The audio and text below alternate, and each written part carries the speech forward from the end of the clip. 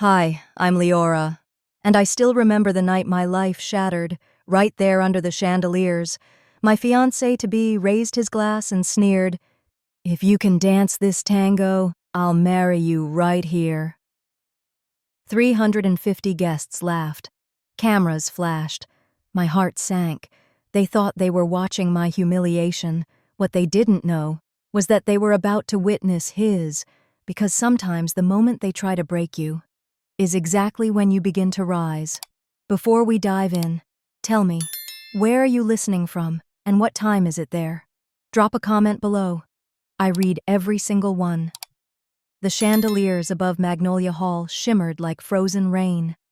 Their light caught every sequin, every champagne bubble, every inch of polished marble until the room itself seemed to hum. I had spent months planning this charity gala, and tonight was supposed to be perfect. My moment of quiet triumph, standing beside Cassian Voss, the man who promised to marry me. He looked every bit the heir his family adored, tailored suit, smile rehearsed to perfection. He greeted donors with that tone halfway between charm and command, the one that always made me feel like I was standing in his shadow. "You've done well, darling," he murmured once, his hand resting briefly on my lower back as if guiding me through my own event. "Just don't overdo it. You have a tendency to draw attention." I laughed, though it hurt. "You mean breathe too loud?" "Exactly that." He smiled, but it wasn't affection. It was control dressed as love. The orchestra tuned up. The hum of strings floated across the crowd. Somewhere behind the laughter and clinking glasses, I could feel that old pulse inside me. The dancer I had buried long ago, the one who once lived for rhythm, for spotlight, before Cassian told me that world isn't for my wife. I took a sip of champagne, hoping the bubbles would steady my hands. Seraphine, my mother, stood near the center table, her pearls tight around her throat. She gave me a polite, nervous smile, one of those expressions that said, "Don't embarrass us." My sister Callista, perfect as ever, whispered to her husband and giggled, her eyes darting toward me with a glint that felt like pity. Then came the moment that split the evening apart. Cassian clinked his glass, the sound slicing through the music. "Ladies and gentlemen," he called out, his voice smooth and confident, "I think it's time for some fun." People turned. Phones lifted. I felt 1,000 eyes on me, and my throat tightened. Cassian gestured toward the orchestra. "They're about to play a tango," he said. "And you might not know this, but my lovely Leora used to dance, a real performer." He paused, his smile widening. "So how about this? If she can dance this tango right now, barefoot if she must, I'll marry her tonight, right here on this stage." The crowd erupted with laughter. My chest burned hot, then cold. "Cassian, stop," I whispered, but the words drowned beneath applause. "Oh, come on," he teased, lifting his glass. "Show them what you've got." Someone shouted, "Do it, darling!" And another voice added, "Let's see those moves." The laughter rolled like thunder. My fingers clenched around the stem of my glass until it slipped, the red wine spilling across the white tablecloth. A crimson stain spread fast, wild. A waiter rushed forward, placing a folded napkin in my lap, a red one, rich and heavy. Cassian looked down, amused. "Red suits you," he said softly, leaning close enough for only me to hear. "Drama suits you." Every word landed like a slap. Around us, the orchestra began to play. The first notes curled through the air, seductive and sharp. The violins teased the melody that used to belong to me, the rhythm that once told my story. My mother's voice reached me, thin and brittle. "Leora, sit down." "Don't make a scene." Callista leaned in, whispering from behind her glass. "You'll only make it worse." The music swelled. Cassian laughed, and for a second, it felt like the walls of the hall tilted. My heart pounded against my ribs, not with fear but something older, something buried. I remembered the studio where I first learned tango, the cracked mirrors, and the smell of rosin on my shoes. I remembered the applause from nights when I thought I was invincible. I remembered who I used to be before I traded rhythm for reputation. Something shifted inside me. The humiliation stopped burning.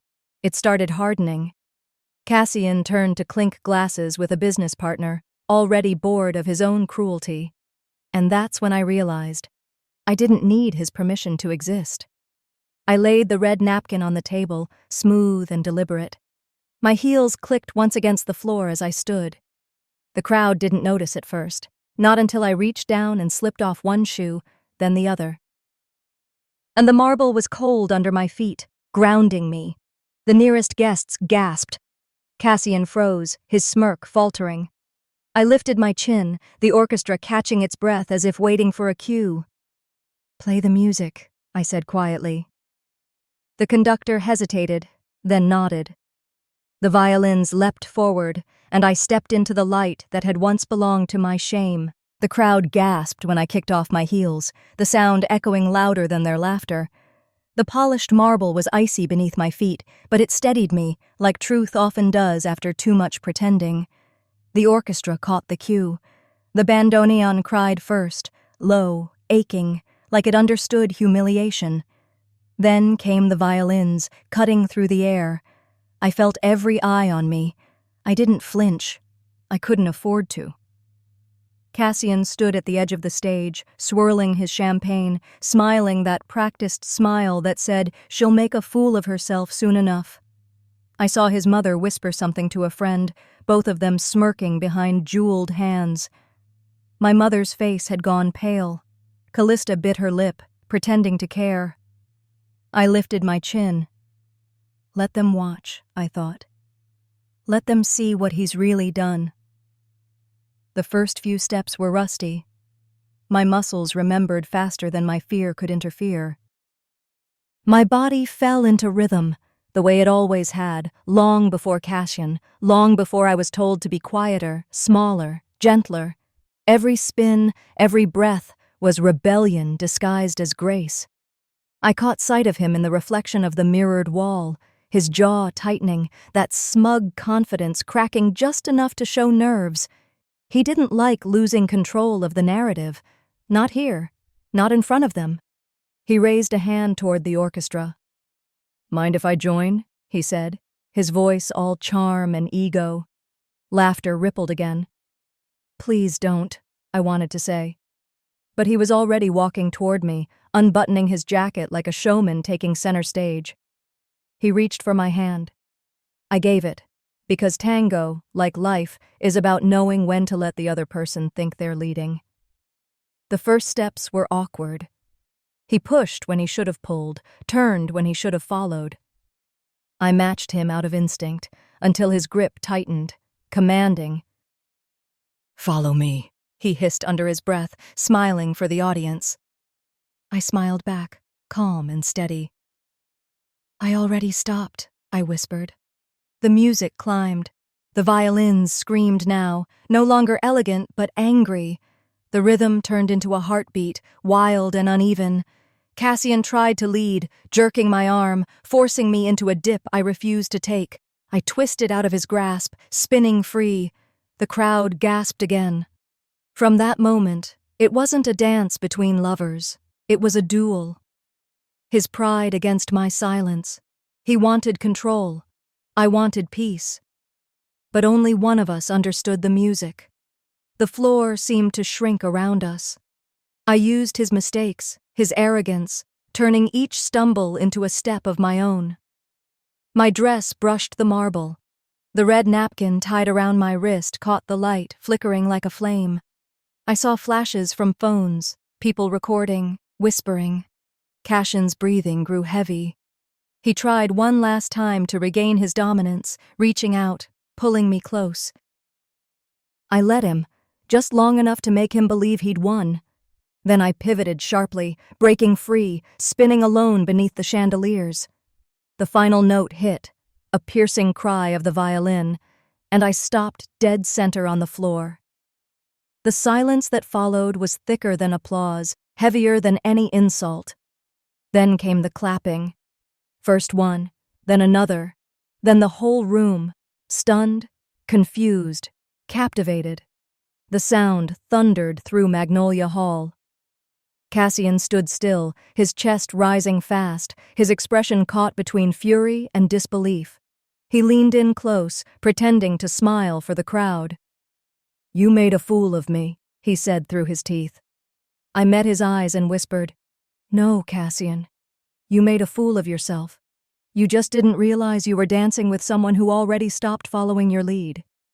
The applause grew louder, covering the tremor in his jaw. I turned away, walking barefoot through the crowd. No one stopped me this time. They parted like the tide. Outside, the cold air hit me. I could still hear the echo of the last violin note following me down the marble steps. Somewhere behind me, I knew Cassian was still standing there, trying to pretend he was in control of a moment he had lost forever. Later, as I rode home in the quiet of the back seat, I replayed every second. The lights, the gasps, the tremor of his hand. My phone buzzed endlessly, notifications lighting up the screen. I didn't look at them. I didn't need to. By morning, I found out anyway. Someone had posted the entire dance online. The caption read, "She didn't just dance. She reclaimed herself." By noon, the video had millions of views. Cassian's company was tagged in every post. Sponsors started pulling back statements. The press called it the dance of defiance. I called it survival. When I finally came home that night, the house was dark. I stepped inside, set my shoes by the door, and there he was, sitting in the living room, the glow of the TV flickering across his face. The viral video paused on the screen, the red napkin midair. He didn't yell. He didn't throw anything. His voice was calm, too calm, the kind that hides a storm. "Was that revenge?" he asked softly. I met his eyes and realized he wasn't humiliated. He was planning something worse. His voice was calm, too calm, the kind that hides a storm. I stood there, still in my dress from the gala, my hair falling loose from the pins that had kept it perfect just hours ago. The penthouse was dark except for the blue glow of the paused video on the TV screen. My face, mid-spin, barefoot, defiant, frozen in time. Cassian leaned against the counter, a glass in his hand, his expression unreadable. "You made me famous, darling," he said softly, turning his head slightly toward me. "Or infamous. Hard to tell the difference these days." At first, I thought he was joking. His tone carried that same dry amusement he used at cocktail parties when he wanted to appear above it all. But his stillness told me otherwise. His fingers tapped the rim of the glass, slow and steady, like a metronome counting down to something terrible. "Cassian," I started, my voice hoarse. "I didn't—" He cut me off with a small laugh. "You didn't what? Mean to humiliate me? To turn our lives into a circus?" I took a step closer. "I didn't plan any of it. You—" He turned sharply. "You danced like you were auditioning for sympathy." His eyes locked on mine, cold and bright. "And look where it got us. Millions of people watching me look like a fool." The air felt heavy, pressing against my ribs. "I was standing up for myself, Cassian. You mocked me in front of everyone." He set his glass down hard, the sound shattering the silence. "Do you have any idea what you've done to my name?" he hissed. "My company? My family?" I felt my throat tighten. "Your name? What about mine? You humiliated me first. You threw me to them like I was—" "Stop!" His voice cracked like a whip. He slammed his palm on the counter, and the glass toppled, shattering. He froze, staring at the shards. A small cut opened across his hand, and blood streaked down his wrist. For a long moment, neither of us spoke. I could hear only the quiet hum of the city outside, the faint siren in the distance. Then he said it, low, steady, terrifying in its calm. You will fix this. Fix what? Tomorrow morning, you'll apologize. On camera. You'll tell the press you got carried away, that you were emotional, that it wasn't my fault. He pressed a paper towel against his palm. You'll say what needs to be said to clean this up. I shook my head. No. He looked at me then, really looked at me, the way a man might look at a stranger who's just disappointed him beyond words. No, he repeated, almost tenderly. I won't apologize for standing on my own 2 feet. The towel fell from his hand, streaked with red. His face changed, the smile collapsing into something raw, ugly. You think this is about dancing? His voice rose, no longer calm. You embarrassed me in front of my board, my investors, my world. He swept the glass from the counter with one motion. The crash echoed against the high ceilings. Do you know what men like me can't afford, Leora? Weakness. And that's what you made me look like. He grabbed his jacket, his movements sharp and mechanical. You wanted attention, he said, heading toward the door. Now you've got it. The door slammed so hard the chandelier rattled. I stood there, the silence afterward louder than any fight. When I finally sat down, I realized I was shaking. My reflection in the black TV screen didn't look like me. It looked like someone who'd just been hit by something she didn't see coming. I didn't sleep that night. Every time I closed my eyes, I saw the red napkin, the flash of cameras, the look on his face when I spun away. By dawn, the first light crept through the glass windows, pale and cold. My phone buzzed non-stop. The first headline read, CEO's fiancé turns gala into public spectacle. Then another, Cassian Voss's partner suffers breakdown on stage. By the time I opened the third notification, I realized what had happened. His PR team had moved fast, releasing an official statement describing me as an unstable former dancer seeking attention. My chest went hollow. They made me into a headline, a problem to be explained away. Before I could process it, my phone rang. My mother. Leora, she said, her tone sharp but trembling. What have you done? Mom, please. Cassian called me, she interrupted. He's devastated. Everyone's talking about it. You need to apologize, make peace, for the family's reputation. I felt the words land one by one, heavy and cold. Whose family, Mom?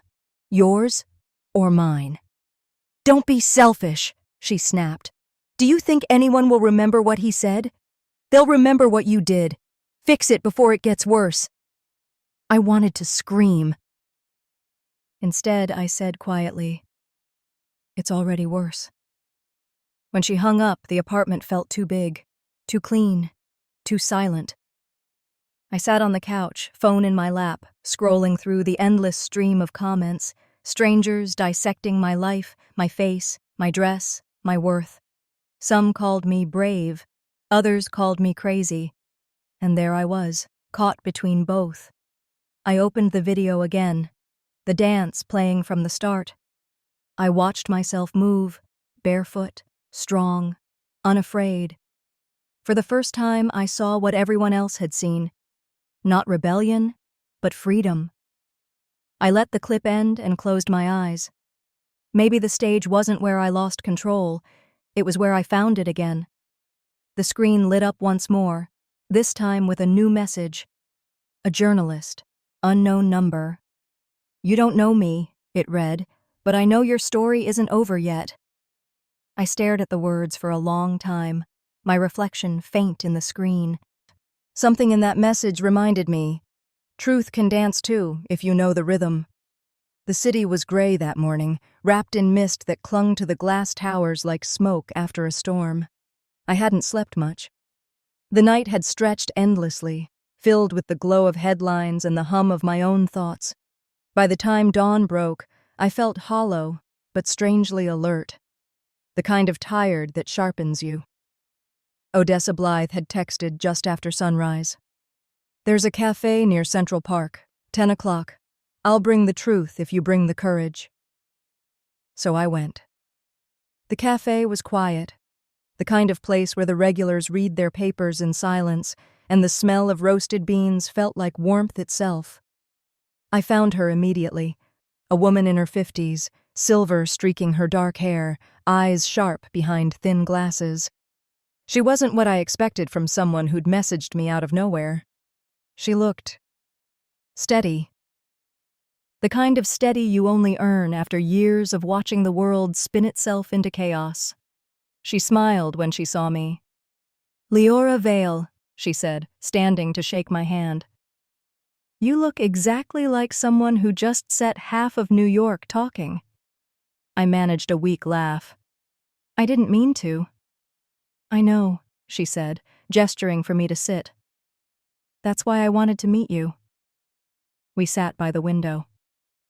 Outside, the park glowed faintly under the overcast light. The trees were still, like they were listening. Odessa didn't waste time. "I was at the gala," she said. I blinked. "You were?" She nodded. "Front row, near the orchestra pit. Everyone else was filming the Champagne Tower collapse. I was filming you." She leaned forward slightly. "That dance. It wasn't revenge. It was freedom. And people need to know what really happened before men like Cassian decide the story for you." I hesitated, fingers tracing the rim of my cup. "I don't think I can go public again." "Not after what they're saying, not after my own mother—" I stopped myself, realizing how tired I sounded. Odessa studied me for a moment. "Do you know how many women I've met who said that same sentence before their lives changed?" Her tone wasn't soft, but it wasn't cold either. It was the tone of someone who had lived through enough to understand the weight of silence. She reached into her bag and pulled out a folder. Inside were photos and clippings, stories of women who had been silenced, discredited, and then vindicated when truth finally surfaced. "Every one of them started with humiliation," she said. "The difference is, they didn't stop there." I looked at her, unsure whether to believe this sudden faith in me. "You make it sound simple." "It's never simple," Odessa replied, "but it's worth it." We sat quietly for a moment, the sound of spoons clinking against porcelain filling the air. Then she lowered her voice. "There's something else you should know." Her tone changed, cautious, deliberate. "After the gala ended, I overheard Cassian talking to his PR chief, Dorian Knox." I froze.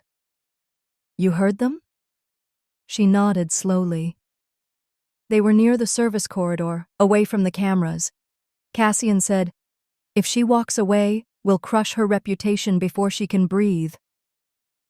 My stomach twisted. It wasn't surprise. It was confirmation. A truth I had already sensed, but hadn't dared to say out loud. Odessa reached into her coat pocket and placed her phone on the table. "That wasn't the only thing I found." She opened a voice memo. The faint buzz of background noise filled the cafe. Then a man's voice, Lucan Price, the security officer from the gala, came through, his tone nervous but clear. "Mr. Voss said to lock the doors, control the media flow, and make sure the narrative paints her unstable. He said, and I quote, 'We'll make her wish she'd never danced.'" The recording ended. My throat tightened. "That's your proof," Odessa said quietly. "Not emotion, evidence." I didn't speak. The world outside the window blurred for a second. The hum of cars, the laughter of a couple walking past, the rhythm of the city. It all felt distant. Finally I whispered, "Why are you helping me?" She looked at me, her expression softening. "Because I've seen too many stories where women get crushed under men's versions of the truth. I'm tired of it. And because—" She paused. "You didn't just dance. You told a story people needed to hear. Maybe it's time they heard the rest." For the first time in days, I felt something other than exhaustion, a flicker of hope, cautious but real. We talked for nearly 2 hours, planning nothing specific, just mapping possibilities. She promised to send me copies of the recording and to verify its source through her contacts. Before she left, she placed her business card on the table. "Think about what you want, Leora. But remember," she said, slipping her coat over her shoulders, "once the truth starts dancing, it doesn't stop until someone falls." She smiled faintly and walked out, leaving the scent of coffee and resolve behind her. I stayed for a while, staring at her card. The embossed letters read, Odessa Blythe, Investigative Journalism, The Clarion Ledger. When I finally stepped outside, the air felt lighter. Maybe it was just the wind off the park, or maybe it was something inside me shifting for the first time since that night. For the first time, I didn't feel like prey. By the time I reached the apartment, the sun was dipping low behind the skyline. I unlocked the door, dropped my bag, and turned on the light. Cassian was sitting on the couch, legs crossed, a glass of whiskey in hand. He smiled, the same calm, measured smile that once charmed me. "Welcome home." Then he lifted something between his fingers. Odessa's business card. He tapped the card against his glass and said, "You really should choose your friends more carefully." Then he leaned back, eyes glinting in the half-light. "You think you're the only one who can play with fire, Leora?" I didn't answer. The sound of the city below was distant, like the hum of a memory.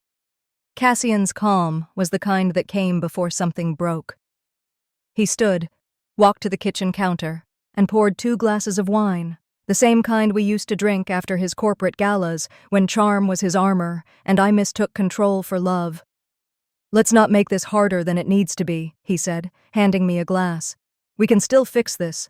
All you have to do is smile at the next event, say it was all passion and misunderstanding. The crowd loves a reconciliation story, and we'll be fine again." His tone was honeyed, practiced. He wasn't asking. He was directing. I looked at the glass but didn't touch it.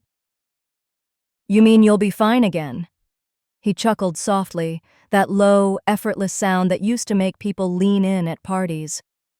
"Leora, everything we built, our image, our place in that world, it's slipping.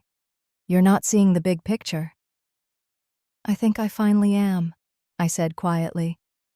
His smile wavered just a little. "You're angry now. I get it. You danced barefoot, you made your point. The internet applauded. But that moment's over. Let's move on." He said it like it was nothing, like my dignity, my truth, were just another social misstep to manage. "You always talk like that," I said, "as if emotions are bad investments." He raised his glass, swirling the wine. "They usually are." The silence between us stretched, sharp and electric. I studied him. The perfectly aligned tie, the faint scent of cedar and smoke, the way he met my gaze with the confidence of a man who'd already written the ending to this conversation. For years, I believed in that calm. I mistook it for strength, but now I saw it for what it was, the stillness of someone who never had to fear consequences. "You really don't feel guilt, do you?" I asked. He smiled faintly. "Guilt is for people who lose." That's when I realized this wasn't a conversation. It was a performance, a waltz of words where every step was meant to pull me back into his rhythm. So I mirrored him. Every line, every lie, I reflected back. Not with anger, but precision. "You say we can fix this," I said evenly. "But what you mean is you can fix your image. You talk about forgiveness, but you've already crafted the script." He leaned forward, his eyes narrowing. "You think you're clever?" "No," I replied. "I think I've finally learned your dance." Something flickered across his face, the smallest crack. Then his voice dropped lower. "Odessa Blythe," he said slowly, almost tasting the name. "That journalist you met today. Do you really think she's helping you out of kindness?" My heart skipped. How do you— Please, he said, cutting me off. Don't insult me. You leave the house for one meeting and forget how small this city really is. I steadied my breath. She showed me proof, Cassian. A recording. You ordered your people to ruin me.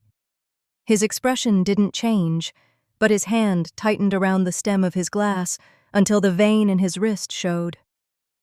So, he said softly, you're blackmailing me now? I held his gaze. No. I'm showing you how it feels to be powerless for once. The air between us thickened. For a moment, I thought he might throw the glass, or worse. Instead, he laughed, quietly, without joy. Oh, Leora, he said, you really haven't learned. Power isn't about proof. It's about who speaks first. He walked toward the balcony, looking out over Manhattan's skyline, glowing gold and steel beneath the night. I already fired Dorian Knox, blamed the whole thing on him. Told the press I was standing by you, the forgiving fiancé. They loved it. They called me gracious under fire. I felt the blood drain from my face. You— What? He turned back, smiling again, the smile that had sold millions in deals. There's going to be a new event, a charity gala, cameras, donors, the works. You'll stand beside me. I'll forgive you publicly, and this will all be over. For both of us. My voice trembled, not with fear, but disbelief. You're staging forgiveness? Darling, he said smoothly. I'm controlling the narrative. That's what adults do. I wanted to scream, to break something, but I stayed still. You don't control me anymore. He shrugged. We'll see. When he left for the office, the echo of the door closing felt like an earthquake. I sank onto the couch, the untouched glass of wine still trembling in my hand. Hours later, curiosity gnawed at me. I opened my laptop, searching the latest articles. And there it was, Cassian's company announcement. Voss Industries to host Forgiveness Gala in support of women's empowerment.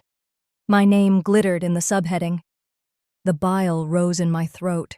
He'd turned my pain into a brand.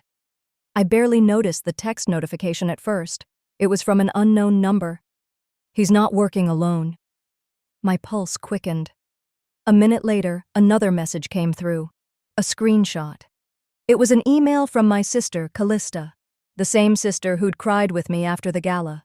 Her message to Cassian read, I'll keep her calm. Just make sure the position at Veil Designs is finalized. She won't suspect a thing. My hands went cold. Betrayal had a shape now. Her name, written in clear black letters. I spent the night staring at the ceiling, unable to move. The red napkin from the dance sat on my nightstand, folded perfectly, its color dull in the low light. They turned my silence into their weapon, I whispered. But silence can cut too. When morning came, the sun sliced through the blinds. I dragged myself out of bed, the city humming below. On the counter, an envelope waited, heavy, gold-edged, embossed with Cassian's signature. I opened it with trembling fingers. Inside, an invitation. The Forgiveness Gala, hosted by Cassian Voss and Leora Vale. My name shimmered beneath his, in gold letters that caught the light like mockery. I stared at it, the sunlight bleeding through the paper. Forgiveness had never looked so cruel.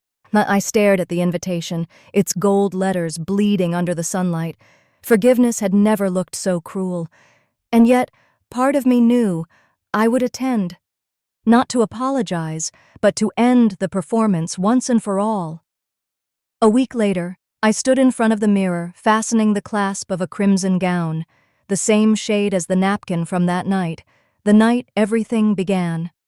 My reflection looked calm, but it was the kind of calm that comes from exhaustion, not peace. The city lights outside the window shimmered like distant applause, waiting for the next act. Cassian's gala was being held at his corporate headquarters, a ballroom carved from glass and ego. Reporters had already gathered outside by the time my car arrived. Flashes went off before I even stepped out. The air buzzed with anticipation, that familiar mix of perfume, power, and pretense. When I walked through the grand doors, the noise dimmed for a heartbeat. The chandeliers cast gold across the marble floor, and every eye turned toward me. I could feel the stares like heat against my skin. Cassian stood under the spotlight, perfect as ever, tailored suit, confident smile, microphone in hand. His voice echoed through the hall. "Tonight," he said, "is not about mistakes or scandal. It's about love, redemption, and forgiveness." The audience hung on his words. The press cameras whirred softly, catching every angle. When he saw me enter, he smiled wider. "And here she is," he announced, extending a hand as though summoning me into a story he'd already written. "The woman who taught me that pride must bow to love." The crowd sighed as if on cue. My mother was in the front row, dabbing her eyes. Callista waved stiffly beside her, pretending nothing was broken between us. It was all choreography. Every person in that room was part of his production. I walked toward him slowly, heels tapping like a metronome against the marble. My heart beat in time with them. Cassian met me halfway, took my hand, and pressed it lightly to his lips for the cameras. His grip was cold. "Smile," he whispered. "They're watching." I did. But it wasn't the smile he wanted. The lights dimmed, and the band began a soft tango. The same melody that had followed us at Magnolia Hall. Cassian turned toward me, his hand hovering at my waist. I could almost hear the audience holding their breath, waiting for me to dance, to complete his illusion of reconciliation. Instead, I stepped aside. Cassian froze. I took the microphone from the nearby stand and turned toward the crowd. "Do you know what's funny about forgiveness?" I said, my voice steady. "It only means something if both people are honest." The air shifted. Murmurs rippled through the room like wind through glass. Cassian's jaw tightened. He forced a smile. "Lyora, darling," he said, his voice loud enough for everyone to hear. "We rehearsed this." "No," I cut in. "You rehearsed your story. I lived the truth." Behind the camera line, a figure moved, Odessa Blythe. She wore press credentials around her neck, camera in hand, recording everything. Our eyes met for half a second. I nodded. Cassian tried to regain control. "I think you're tired, sweetheart. Why don't we—" The speakers crackled. I reached into my clutch and pulled out my phone. The recording Odessa had sent me earlier that day was cued and ready. I pressed play. Cassian's voice filled the ballroom, clear and cold through the sound system. "If she walks away, we'll crush her reputation before she can breathe." The crowd gasped. Someone dropped a glass. The sound shattered in the silence that followed. Cassian's smile faltered, just barely, but enough. This is out of context." Another voice came through the speakers, unmistakably his PR chief's. "Do you want me to leak the unstable angle again?" And Cassian replied, "Do it." "Make her wish she'd never danced." Gasps turned to whispers. Reporters pushed closer. Flashes erupted. Cassian stepped toward me, his eyes burning through the facade. "You'll regret this," he hissed. I met his gaze, calm and deliberate. "I already did. That's why it ends tonight." He lunged forward, grabbing the microphone, but security intervened, too late to stop the chaos. The crowd surged. Questions flew through the air like arrows. "Is the recording real? Were you lying, Mr. Voss? Lyora, were you forced to apologize?" The ballroom that had been his stage became a courtroom. His charm crumbled beneath the lights. Reporters shouted, cameras flashed, and Odessa's lens stayed locked on him. Cassian leaned close, his breath sharp against my ear. "You think this is the end?" he whispered. You have no idea who owns that video feed." Before I could respond, he was pulled away by two of his security staff, shouting orders to shut the cameras down. The music had stopped long ago. All that remained was noise, shoes on marble, cameras clicking, people murmuring as the truth began to ripple outward. I stood in the middle of it all, the microphone still in my hand, the red gown glowing under the fractured light. For the first time in weeks, I felt steady. The performance was finally over, his, not mine. As I walked toward the exit, the crowd parted again, but this time not out of awe, out of fear. I could feel Odessa watching me leave. She didn't need to say a word. The story was already alive, and there was no stopping it now. Outside, the cold night air hit my face, sharp and clean. I closed my eyes for a moment and let it sting. For the first time, I realized his power didn't come from wealth, it came from control, and if control was his weapon, then truth would have to be mine. The night after the gala, New York was quiet in that strange way it gets past midnight. Sirens far off, the hum of the city dimmed to a low breath. I should have gone home, but instead I found myself back in front of Cassian's building. Part of me wanted closure, another part wanted to make sure the pieces of my old life were truly gone. When I reached his floor, the hallway lights flickered faintly. His office door was open. He was there, sitting behind his glass desk, the skyline blazing behind him like a wall of fractured stars. A half-empty glass of scotch glowed amber in his hand. He looked calm, too calm. "You think you won because you embarrassed me?" he said softly, not turning around. I stepped inside, closing the door behind me. "No," I said. "I won because I stopped dancing to your rhythm." He chuckled, low and bitter. "Cute. The dancer talks about rhythm."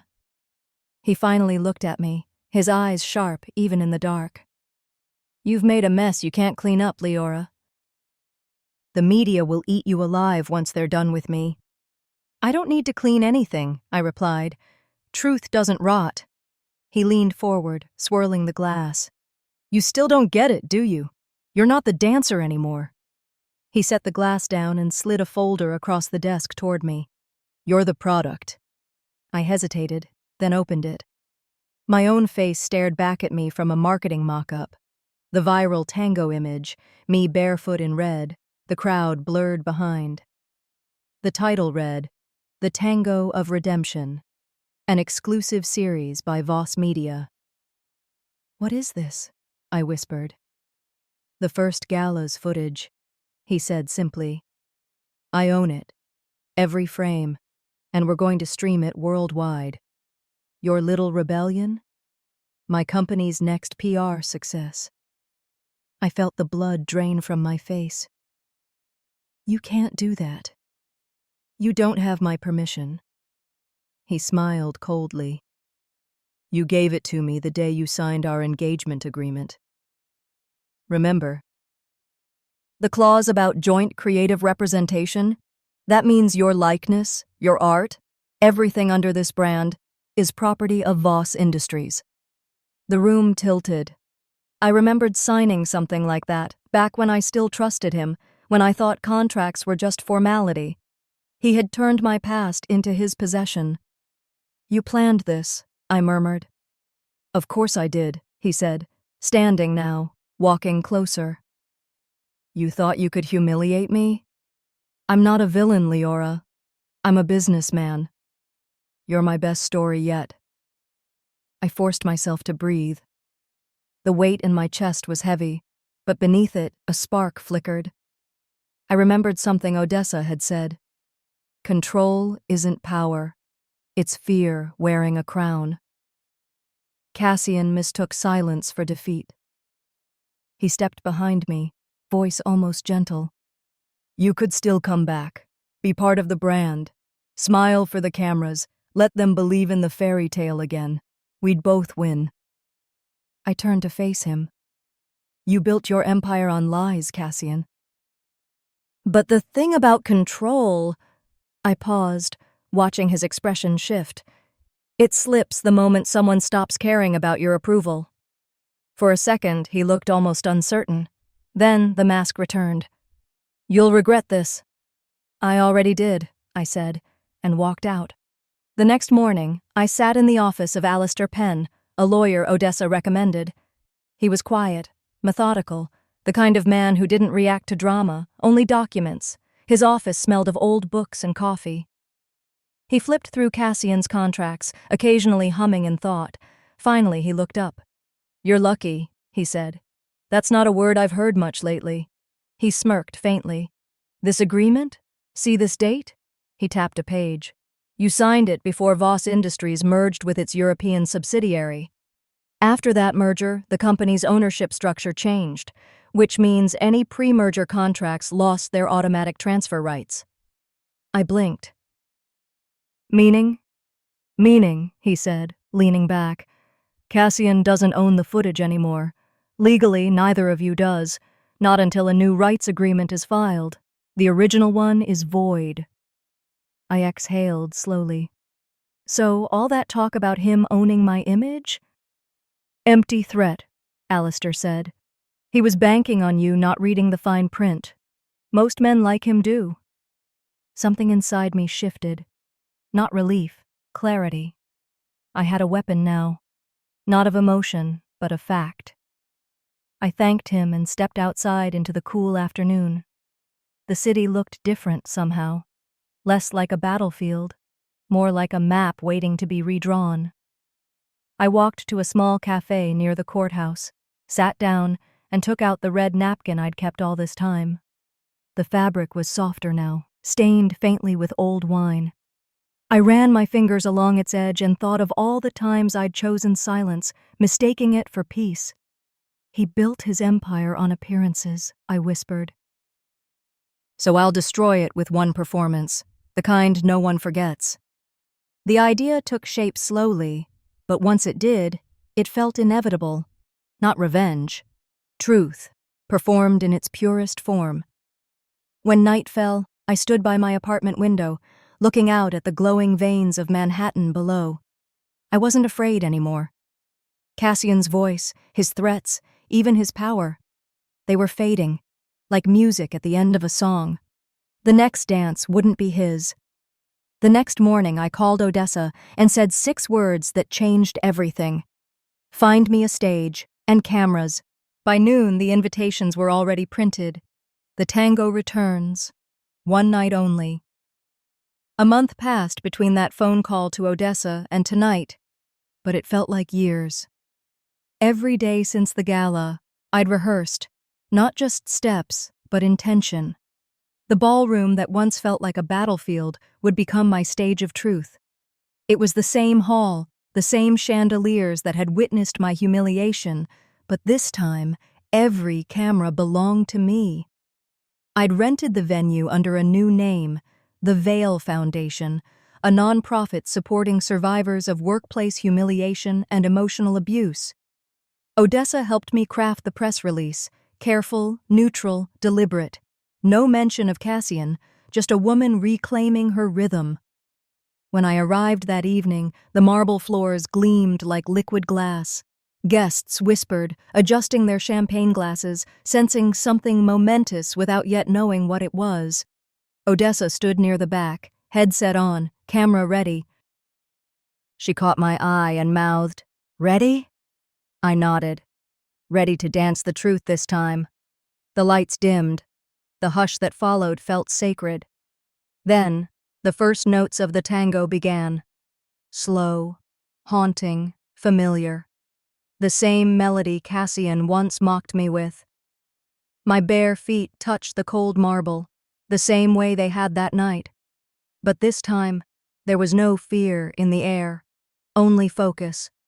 Every movement was deliberate, each turn, each pause, each glance toward the crowd. I wasn't performing for their approval anymore. I was telling a story in motion. The audience leaned forward, breathless, their attention caught in the current of something raw and real. Then, halfway through the dance, the doors slammed open. Gasps echoed. Cameras turned. Cassian stood at the entrance, flanked by two of his security staff, fury masked behind a politician's smile. "Turn off the music," he ordered. His voice reverberated through the hall. "This event violates my company's rights." "End it now." The orchestra faltered. Whispers spread like fire. I stopped mid-turn and looked at him calmly. "You wanted a show," I said, voice clear across the mic. "Then dance with me." The silence that followed was heavy enough to cut. Cassian froze, but pride wouldn't let him retreat. Slowly, he walked toward me, unbuttoning his jacket like a man stepping into his own trap. "If that's what you want," he said, his tone mocking. "Let's give them something to remember." The band resumed, the rhythm pulsing sharper, faster. We circled each other like predators. He tried to lead, as always, gripping too tightly, forcing control. But I anticipated every move, reversing each one with precision. Where he pressed forward, I pulled back. Where he tried to dominate, I redirected. It wasn't a dance, it was confession without words. He leaned close, whispering through clenched teeth. "You're enjoying this, aren't you?" I met his eyes. Freedom tends to feel good. The crowd was silent now, captivated. The dance had become something more than art. It was reckoning. On the final sequence, I broke away. The spotlight followed me as I reached for the microphone Odessa held out. My breath was steady. My voice carried across the marble and mirrors. "You said you'd marry me if I could dance this tango," I said softly, turning toward Cassian. "I never needed your ring, only my rhythm." Then I looked toward the audience, and to everyone watching from home, thank you. Every ticket, every view tonight, every dollar raised, belongs not to any corporation, but to the Veil Foundation, to women finding their voices again. The screens lining the ballroom flickered, revealing the live stream feed with donation numbers climbing by the second. My foundation's logo filled the backdrop.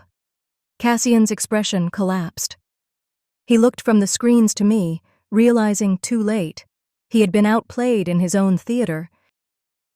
Odessa kept filming, steady as ever. The crowd rose, applause breaking like thunder, wave after wave.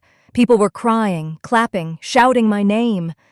Cassian stumbled back, his composure unraveling. Reporters rushed forward, microphones flashing. One voice cut through the noise. "Mr. Voss, do you regret challenging her?" He didn't answer. He just turned and walked out, the cameras chasing his silence. I stood still in the center of the floor, the music fading behind me. The red napkin from that first night was pinned to my gown, now shaped into a rose. For a moment, I let myself breathe, truly breathe. Odessa approached quietly, lowering her camera. "You did it," she whispered. I smiled, but it wasn't triumph, it was release. "No," I said softly.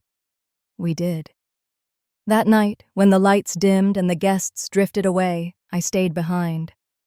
The ballroom was silent again, but this time it didn't feel haunted. I ran my hand along the marble, the place where everything had begun, and thought about what freedom really costs, because even victory, when built on pain, leaves its own kind of scar. That night, I didn't celebrate. I sat alone under the city lights, wondering what freedom really costs, because even victory, when built on pain, leaves its own kind of scar. 6 months later, the world looked different. The snow in Chicago carried that quiet kind of beauty, the kind that settles over everything, softening the sharp edges of memory.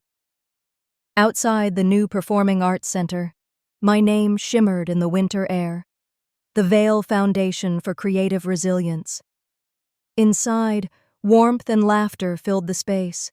The scent of fresh paint still lingered in the air, mingling with the faint notes of piano from the rehearsal hall. A group of young women moved across the stage, practicing their choreography, their steps light, unburdened. Watching them, I felt something loosen in my chest, something that had been clenched for years. On the wall near the entrance hung a photograph from the Tango Returns, me, mid-step, alone, my dress like a flame. It wasn't pride I felt when I looked at it now, it was peace. I traced the edge of the frame with my fingers, remembering how far I had come since that night when everything had fallen apart. Odessa appeared behind me, balancing 2 steaming cups of coffee. "You're early," she said with a grin. "I couldn't sleep," I admitted. "Too much energy in the air." She handed me a cup. "You turned humiliation into movement," she said softly. "That's art." I smiled. "That's healing." We stood there for a moment, watching the dancers.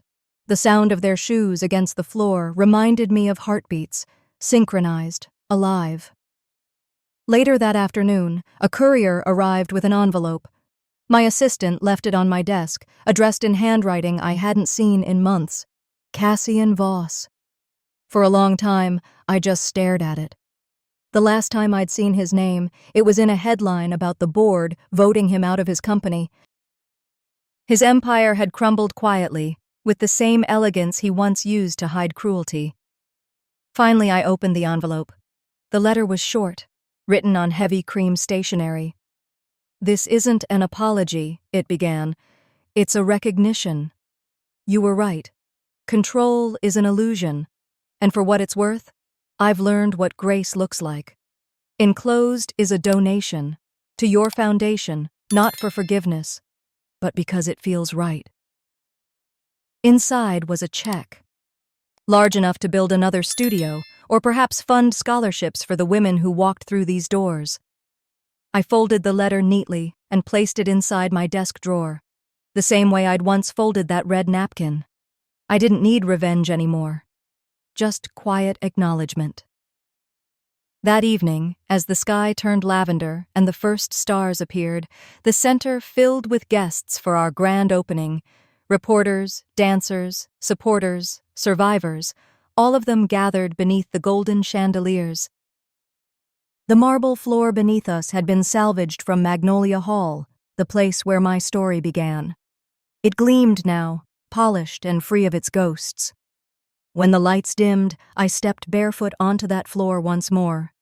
The orchestra began to play, not the old tango of humiliation, but a new composition I'd written myself. The tango of silence. The rhythm was slower, softer, each movement grounded in calm instead of rage. Every step I took felt like a heartbeat closing a wound. I no longer danced to prove anything or to fight anyone. I danced to breathe. At the final note, I raised my hand, just as I had that night when Cassian mocked me. But this time I wasn't trembling. The audience rose, applause echoing through the hall like waves. When it quieted, I spoke. "Years ago," I said, my voice steady, "they made me kneel here. Tonight, I teach others how to rise." Odessa filmed from the corner, capturing the moment. The marble, the gold light, the women standing, cheering, crying. And as the applause swelled again, I turned and walked slowly across the stage. The red napkin, now embroidered into the hem of my gown, brushed against my ankles. It wasn't a reminder of pain anymore. It was proof of survival.